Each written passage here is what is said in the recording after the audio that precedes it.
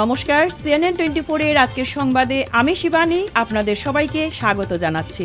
প্রথমে দেখে নেব আজকের সংবাদ শিরোনাম। শিলচরে ফের লাভ জেহাদের ঘটনা।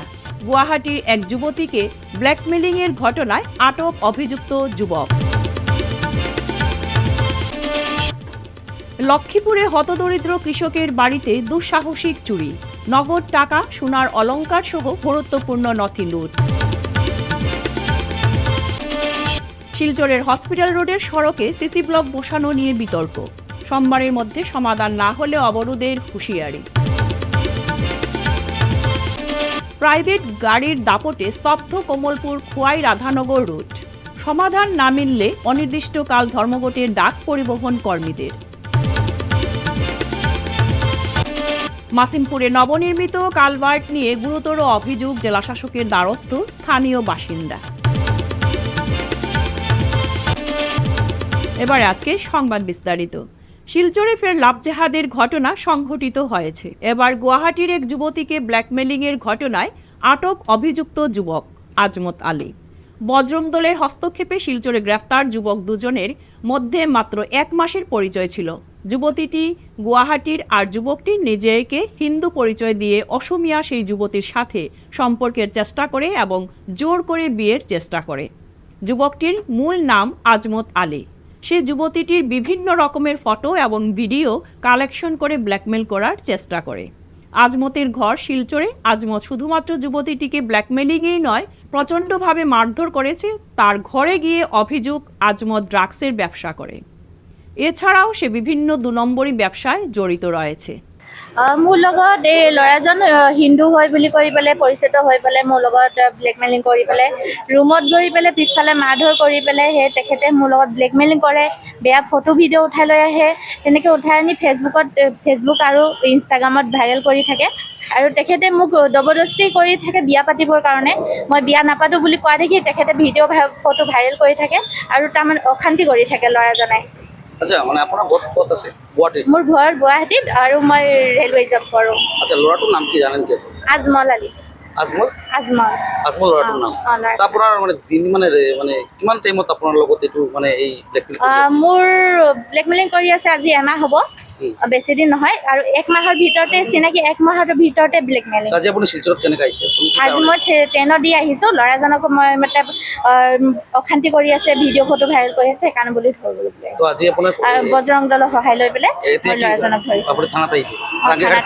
বজৰং দলৰ সহায় ধৰি পেলাই মই ল'ৰাজনক ধৰিছোঁ। মানে এইটো মানে কি বিচাৰিছে প্ৰশাসনৰ কাছত?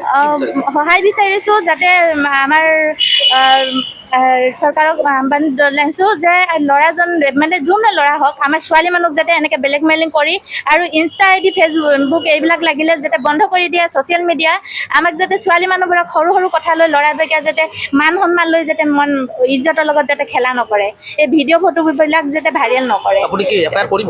এফআইআৰ কৰিম। ল'ৰাটোৰ নামত এফআইআৰ কৰিম। আৰু ল'ৰাটো ড্ৰাগছ বিজনেছ কৰে আৰু চিগাৰেটৰ বিজনেছ কৰে। ল'ৰাটো 2 নম্বৰ বিজনেছৰ লগত জড়িত। ল'ৰাটো যে নেকি তাৰ বৌয়েকে কৈছে আৰু তাৰ নিজৰ মুখেদি কৈছে, এইটো মই গম পাইছোঁ তাহাঁতৰ নিজৰ মুখেদি দি পেলাই। আৰু মই ল'ৰাজনক এইকাৰণে মই এভৰ্ড কৰোঁ, ল'ৰাজন ভাল নহয়। আৰু ল'ৰাজনে মোক গুৱাহাটীত গৈ বহুত অশান্তি কৰিছে। 8 দিনতে মোক বহুত অশান্তি কৰি লৈছে। তাৰপিছত মই তেখেতক মোৰ ৰুমত গৈ পেলাই মোক অশান্তি কৰা দেখি মই ল'ৰাজনক মাৰধৰ কৰিছোঁ আৰু ল'ৰাজনক মোক মাৰধৰ কৰিছে। মাৰধৰ কৰি বেহুচ কৰি পেলাই মোক অশ্লীল ভিডিঅ' ফটো। গুয়াহাটিতে গিয়েও যুবতীটিকে উত্ত্যক্ত করেছে আজমত। বারবার যুবতীটির ভাষ্য হচ্ছে তাকে মারধর করে অজ্ঞানের পর বিভিন্ন অশ্লীল ভিডিও আজমত সংগ্রহ করে ব্ল্যাকমেল করেছে।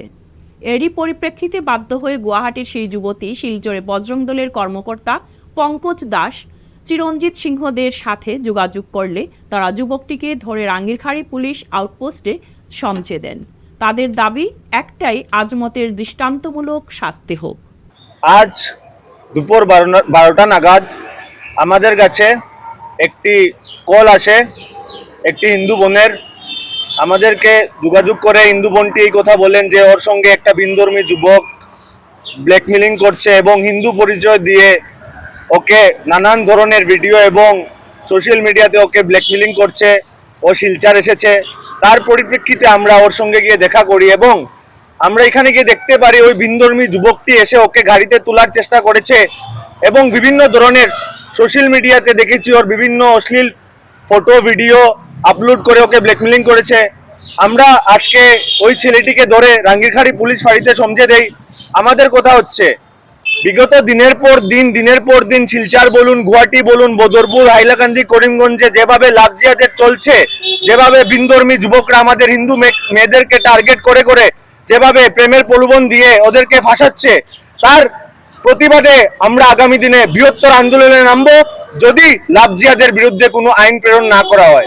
আর আমাদের চোখের সামনে বিগত অনেক দিন থেকে আপনারা দেখতে পারবেন, সোনাবাড়ি ঘাটে বলুন, মিজোরামে বলুন, গুয়াহাটিতে বলুন, শিলচরে বলুন, করিমগঞ্জে বলুন, যেভাবে আমাদের হিন্দু মেয়েদেরকে টার্গেট করে এভাবে চক্রান্ত চলছে, তার বিরুদ্ধে যদি আইনে তো কড়া পদক্ষেপ না নেওয়া হয় তাহলে আগামী দিনে বজরং দল বৃহত্তর থেকে বৃহত্তর আন্দোলনে নামবে। আচ্ছা, মেয়েটার বাড়ি কই? মেয়েটা কি করে? ছেলেটার বাড়ি কই? মেয়েটার বাসা গুয়াহাটিতে, ছেলেটার বাসা শিলচর সোনাবাড়ি ঘাটে এবং মেয়েটা রেলওয়েতে প্রাইভেট জব করে।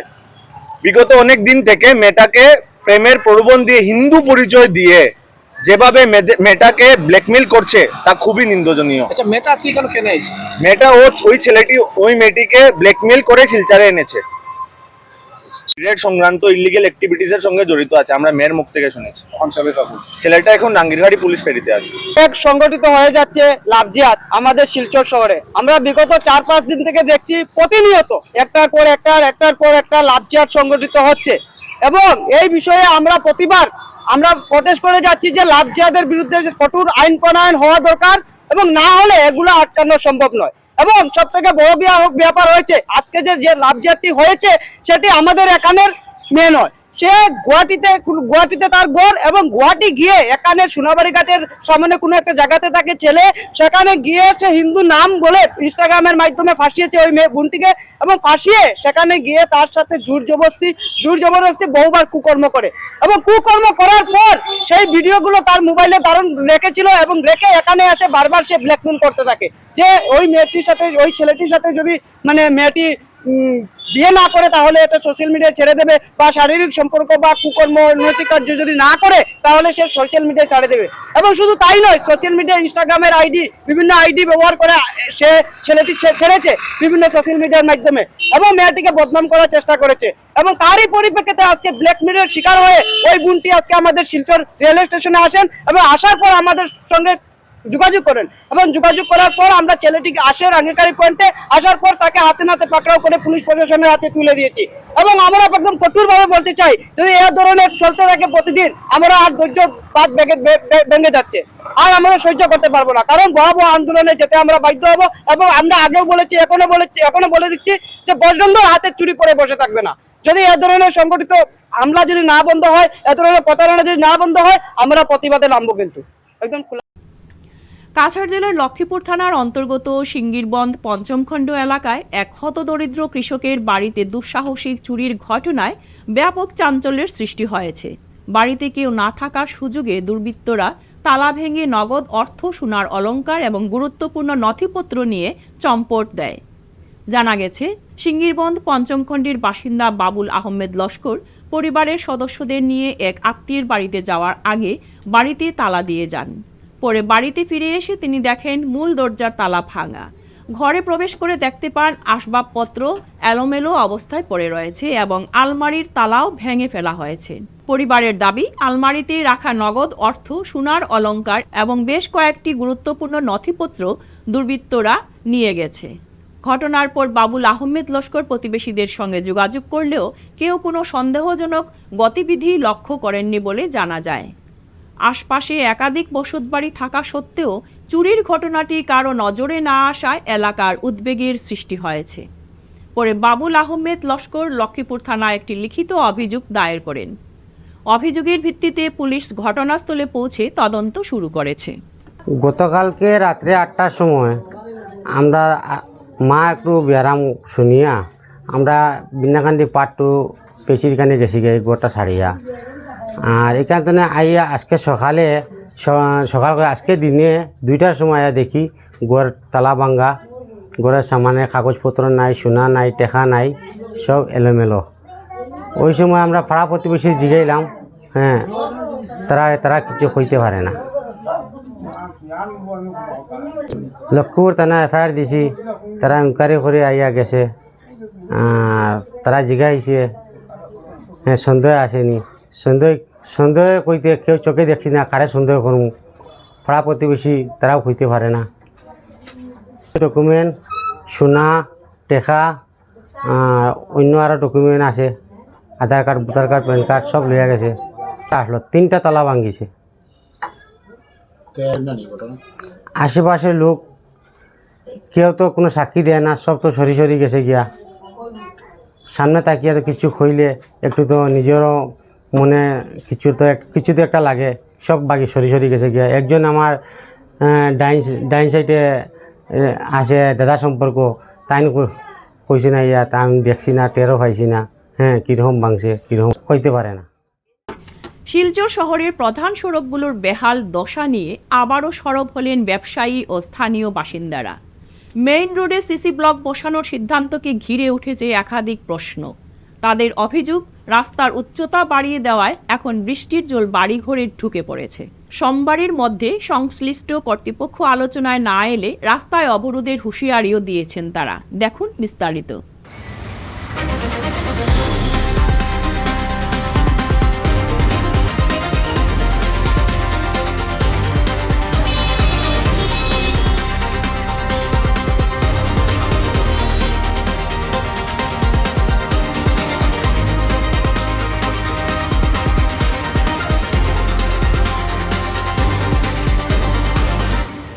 আরবিটারি কাজ হওয়ার এটা অবিলম্বে বন্ধ হইতো। আর আমরা যে অ্যাসোসিয়েশন বা রেসিডেন্টস আছি তার লগে বইয়া এটার সমাধান একটা বাইর করা হইতো। ড্রেনেজের ব্যাপারে একটা আছে আসাম মিউনিসিপাল অ্যাক্টের হিসাবে, আসাম মিউনিসিপাল অ্যাক্ট 1956 আর Assam town and country planning act 1957। এটাতে দিছে any change that affects drainage, property access or public utility needs public notice and hearing. এগুলা কাজ কেউ লগে যুক্তি পরামর্শ না করিয়া এমনি আরবিটারি হয়। শনিবার শিলচর হাসপাতাল রোড মার্চেন্ট অ্যাসোসিয়েশনের কর্মকর্তাদের সঙ্গে স্থানীয় বাসিন্দারা সংবাদ মাধ্যমের সামনে শহরের বিভিন্ন প্রধান সড়কের বেহাল চিত্র তুলে ধরেন। তাদের অভিযোগ, ক্যাপিটাল পয়েন্ট হাসপাতাল road, Rangirkhari national highway point থেকে মেডিকেল রোড পর্যন্ত বিস্তীর্ণ এলাকা জুড়ে বড় বড় গর্ত ও জলজটের কারণে প্রতিদিন চরম ভোগান্তির শিকার হচ্ছেন সাধারণ মানুষ। 1976 to 2006 or 7 এই রাস্তাটা আমাদের এমন কোনো অসুবিধা হয়েছে না। একটা বড় ফুটপাথ আছিল, ফুটপাথটা বড়, উইডটা বড় আছিল আগে। তারপরে কি হয়েছে, নতুন ফুটপাথ করার নামে আমরা ফুটপাথের উইডটা ছোট হয়ে গেছে গিয়া, মানে ওই দিক থেকে 10 ইঞ্চি ওই দিক থেকে 10 ইঞ্চি কমাইয়া তারা ফুটপাথ করছে, ছোট্ট একটা ফুটপাথ। আর ড্রেনটা কি হয়েছে, উল্টা হয়ে গেছে গিয়া। সবচেয়ে বড় প্রবলেম আমরা এখানে যে ড্রেনটা উল্টা, ড্রেন দিয়ে জল পাস করে না, কিন্তু ইন্দুরা বাসা সমস্ত ড্রেনের মধ্যে ইন্দুরে বড় বড় ইয়ে করে নিছে, ড্রেনটা এখনো ড্রেনটা জলটা পাস করে না ভালো করে, একটা লেভেল পর্যন্ত পাস করে তারপরে ইয়ে করে। আমরা বাসার থেকে যে ড্রেনটা বাড়ি থেকে যে কোনো বাসার থেকে এটা উল্টা আগে আসলে যে এখানে গিয়ে মিলতো, এখন উপরে গিয়ে মিলাইতে লাগবে, মানে আমাদের বাসাগুলো উল্টা করতে লাগবে, এছাড়া কোনো উপায় নাই। মানে এখন বাসার ক্লিনটা নিচে হয়ে গেছে রাস্তার থেকে। আর এই যে বারে বারে রাস্তা করতেছে উইদাউট মানে হ্যাভিং এনি স্পেসিফিকেশন মেনটেন করতেছে না, এটা তো কি করতেছে, আগের যে বেস গুলো না উঠাইয়া তার উপরে দেওয়া দিতেছে। এটাতে একটা প্রবলেম হয়েছে কি, আমাদের রাস্তাগুলো ভীষণ উঁচা হয়ে যেতেছে গিয়া। ফুটপাথ এখন যখন কালকের ঘটনা পরে ফুটপাথটা নিচে হয়ে গেছে, এবং এর ফলে যেটা দিব আরো নিচে হয়ে যাবো ফুটপাথ। এরকম ভাবে তো চলতে পারে না। একটা ডেভেলপমেন্ট ওয়ার্ক তো কোনো সময় এরকম ভাবে হয় না। একটা জায়গায় রাস্তা ডেভেলপ করবো আর সঙ্গে সঙ্গে বাড়িঘর গুলা নিচে হয়ে যাবো, এটা কোন দেশের নিয়ম? এটা স্পেসিফিকেশন আমরা চাই কালকের মধ্যে NHIDSL এর যে টপমোস্ট অফিসার টাইম সর্ট মিলে আইতে হইব, আইয়া হসপিটাল রোড মার্চেন্ট অ্যাসোসিয়েশনের লগে এটার ফয়সলা করে যেতে হইব, নাইলে আমরা সোমবার মঙ্গলবারে রাস্তা পুরো বন্ধ করে দিব। কমলপুর খোয়াই রাধানগর রুটে চলাচলকালীন বৈধ যাত্রীবাহী পরিবহন মালিক ও চালকের তীব্র ক্ষোভের জেরে এক নজিরবিহীন অচলাবস্থার সৃষ্টি হয়েছে। আজ সকাল থেকে এই রুটের সমস্ত ছোট বড় যাত্রীবাহী গাড়ির পরিষেবা সম্পূর্ণ বন্ধ করে দেওয়া হয়েছে। কোনো আগাম বিজ্ঞপ্তি ছাড়া হঠাৎ ডাকা এই অনির্দিষ্টকালের ধর্মঘটের জেরে চরম ভোগান্তি ও দুর্ভোগে পড়েছেন নিত্যযাত্রী, চাকরিজীবী ও ছাত্রছাত্রীরা। বাস, ম্যাক্স এবং সুমো চালকদের মূল অভিযোগ, দীর্ঘদিন ধরে মানিক ভান্ডার এলাকা এবং রাধানগর বাসস্ট্যান্ডের সামনে থেকে অল্টো, ওয়াগানারের মতো বিভিন্ন প্রাইভেট ব্যক্তিগত গাড়িতে বেআইনিভাবে নিয়মিত যাত্রী তোলা হচ্ছে। এর ফলে সব ধরনের ট্যাক্স ও পারমিট দিয়ে চালানো বৈধ গাড়িগুলি প্রতিদিন যাত্রী হারাচ্ছে এবং চালকদের রুজি মারাত্মকভাবে ক্ষতিগ্রস্ত হচ্ছে। কাছাড় জেলার মাসিমপুর গ্রাম পঞ্চায়েত এলাকায় নবনির্মিত একটি কালভার্টের নির্মাণ কাজকে ঘিরে গুরুতর অভিযোগ উঠেছে। এ বিষয়ে জেলা প্রশাসকের কাছে লিখিত অভিযোগ দায়ের করেছেন এক স্থানীয় বাসিন্দা। অভিযোগপত্রে দাবি করা হয়েছে, কালভার্ট নির্মাণে নিম্নমানের সামগ্রী ব্যবহার করা হয়েছে এবং কাজের মান অত্যন্ত দুর্বল। পাশাপাশি সরকারি অর্থ ব্যয়ে অনিয়মেরও অভিযোগ তোলা হয়েছে। অভিযোগে আরও উল্লেখ করা হয়েছে, কালভার্ট নির্মাণের সময় এলাকার গুরুত্বপূর্ণ ইএনডি বাঁধের একটি অংশ অবৈধভাবে কেটে ফেলা হয়েছে, যা স্থানীয় মানুষের নিরাপত্তার জন্য বড় ধরনের ঝুঁকি তৈরি করতে পারে অভিযোগকারীর আশঙ্কা। বর্ষাকালে অতিবৃষ্টি বা নদীর জলস্তর বৃদ্ধি পেলে ওই অংশ দিয়ে পানি প্রবেশ করে বিস্তীর্ণ এলাকা প্লাবিত হওয়ার আশঙ্কা রয়েছে। এতে কৃষিজমি, বসতবাড়ি এবং সাধারণ মানুষের জীবন জীবিকা মারাত্মকভাবে ক্ষতিগ্রস্ত হতে পারে। স্থানীয়দের দাবি, সরকারি উন্নয়নমূলক প্রকল্পের নামে যদি নিম্নমানের কাজ এবং আর্থিক অনিয়ম হয়ে থাকে তবে তার নিরপেক্ষ তদন্ত হওয়া অত্যন্ত জরুরি। অভিযোগকারী জেলা প্রশাসনের কাছে বিষয়টি গুরুত্ব সহকারে তদন্ত করে দোষীদের বিরুদ্ধে প্রয়োজনীয় আইনানুগ ব্যবস্থা গ্রহণ করা এবং জনস্বার্থে দ্রুত কার্যকর পদক্ষেপ নেওয়ার আবেদন জানিয়েছেন। कम से कम सिलचर जैसा 4 शहर आएगा अगर टूट गया तो उस तरफ। पहले भी 2-3 बार वहाँ पे टूट चुका है और आप देख ही सकते हैं। और लोग बस कंप्लेन नहीं कर रहे हैं, झगड़ा दरबार होगा। एनडी डिपार्टमेंट का भी परमिशन नहीं होगा, पर उन लोगों ने जिस पे लगा काटा है और यहाँ का भी परमिशन नहीं होगा। और पूरा टूटा हुआ है, कोई एक्शन नहीं ले रहा है, कोई कुछ नहीं बोल रहा है। देख ही सकते हैं एटीएम रोड लगाया हुआ है साइड, नीचे पता नहीं दिया है नहीं दिया है, काम भी उतना नहीं किया, इतना ही काम किया गया। अभी ठेस भी नहीं खुला हुआ है, साइन बोर्ड मार चुके हैं, 4 दिन शायद देख ही सकते हैं। ये और अब देख ही सकते हैं, कोई कंप्लेन, पूरा कोई तो नहीं।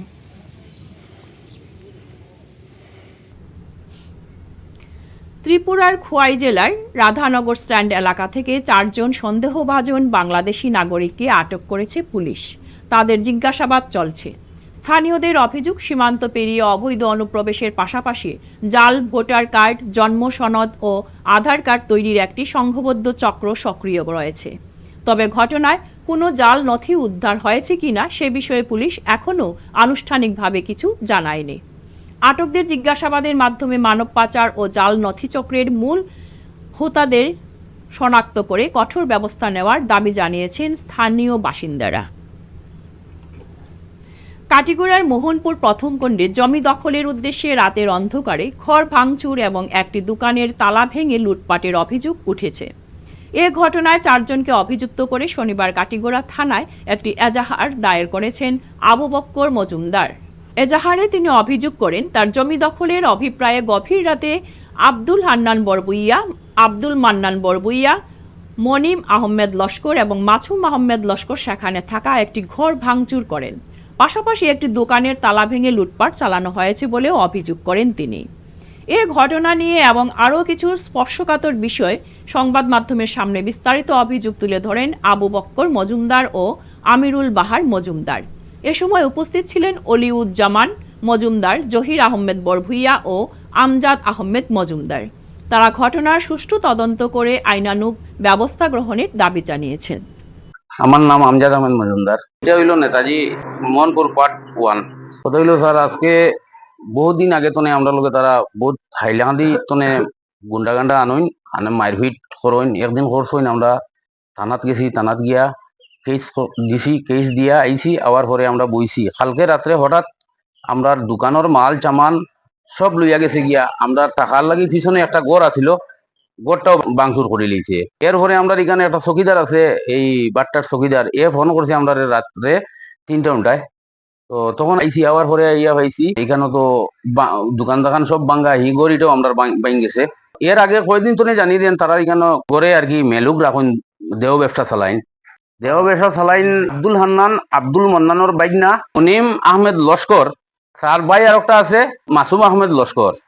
তারা হাইলাকান্দি তো মেলুক আনে, আনিয়া দেহ ব্যবসা তারার হোসাইটে চালায়। আজকে দেখি আমরা তখন আনাইয়ে ঢুকি লিয়েছে। যখন আমরা আইছি তখন মেলুক ট্রেন দুলি তারার ওইখানে গেছি গিয়া, তারা লাগা দোকান, তারা দোকানও নিয়ে রাখছে মেলুক টাইম। বর্তমানেও আসুন আপনি গেলে দেখতে পারেন এখানে মেলুক সাইড ভার্জন মেলুক আছে।